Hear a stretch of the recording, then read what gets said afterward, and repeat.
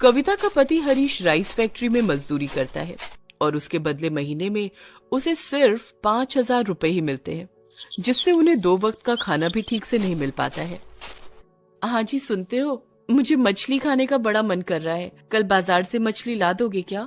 मछली की कीमत जानती भी हो, सोने की बराबरी कर रही है मछली।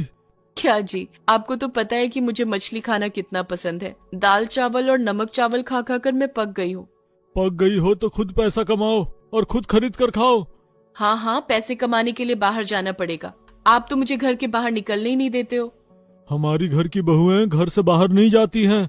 घर के बाहर नहीं जाऊंगी तो कमाऊंगी कैसे? सिर्फ बड़ी बड़ी बातें करते रहते हो। मछली खरीदने की औकात तो है नहीं। ऐसे ही दोनों पति पत्नी के बीच झगड़ा शुरू हो गया। आजकल दोनों के बीच झगड़ा बहुत बढ़ गया है।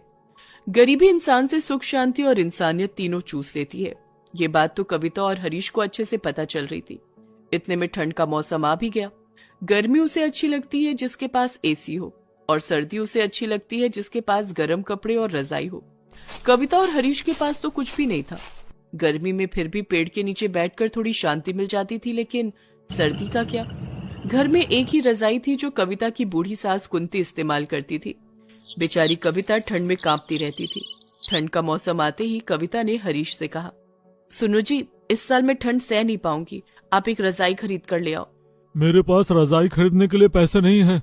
हर बात पर पैसे नहीं है कहते रहते हो। पैसे नहीं है तो शादी क्यों की मुझसे? हाँ, मुझसे गलती हो गई, नहीं करनी चाहिए थी शादी।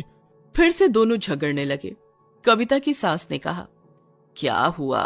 फिर से दोनों की लड़ाई शुरू क्यों हो गई? जब देखो लड़ते रहते हो। जुबान दुखती नहीं है क्या?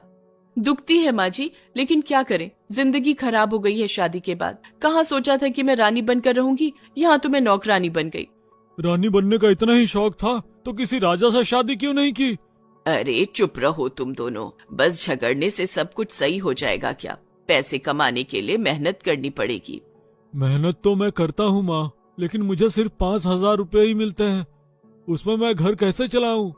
बेटा, मेहनत तो गधा भी करता है, लेकिन गधे को घोड़ा बनते हुए देखा है क्या कभी? पैसे कमाने के लिए दिमाग का इस्तेमाल करना पड़ेगा। तेरे बाप ने बहुत पैसे कमाए थे। अच्छा, वो पैसे गए कहाँ?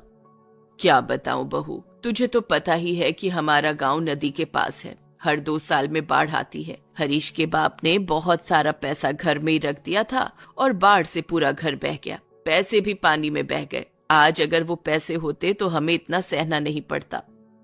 बाढ़ की वजह से घर के साथ साथ नसीब भी पानी में बह गया, इसीलिए आज मुझे ठंड में कांपते हुए सोना पड़ता है।